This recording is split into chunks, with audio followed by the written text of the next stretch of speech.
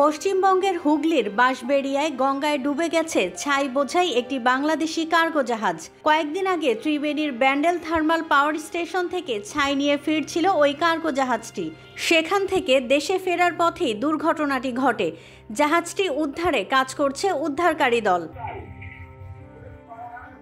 জাহাজের কর্মীরা জানিয়েছেন, ছাই নিয়ে দেশে ফেরার পথেই হঠাৎ জাহাজের তলায় শব্দ হয়। এরপরেই জাহাজে পানি ঢুকতে শুরু করে। একদিকে কাত হয়ে পড়ে জাহাজটি। সে সময় স্থানীয় প্রশাসনের সঙ্গে যোগাযোগ করেন জাহাজের কর্মীরা।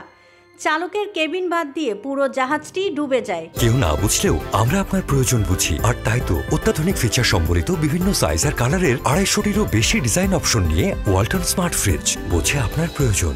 শুরু হয় জাহাজটির উদ্ধার কাজ।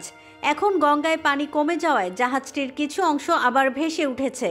তাই জাহাজের ভেতর থেকে ছাই বের করে এনে জাহাজের ওজন কমানোর চেষ্টা করছেন উদ্ধারকারীরা। ওদিক থেকে আসছিল, লোড নিয়ে আসছিল।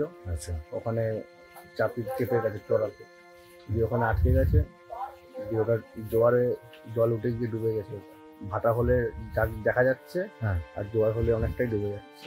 হ্যাঁ, ওই খালি হচ্ছে আস্তে আস্তে। ওই ইঞ্জিন লাগিয়েছে ওরা, মোটর, ওখান থেকে জল সমেত ছাই বের করছে। উদ্ধার কাজের জন্য উত্তর 24 পরগনা জেলার সন্দেশখালী থেকে শ্রমিক নিয়ে আসা হয়েছে। তারা বলছেন, জাহাজের সব ছাই খালি করতে এখনও সপ্তাহখানেক সময় লাগতে পারে। এরপর মেরামত করে দেশে ফিরতে পারে জাহাজটি।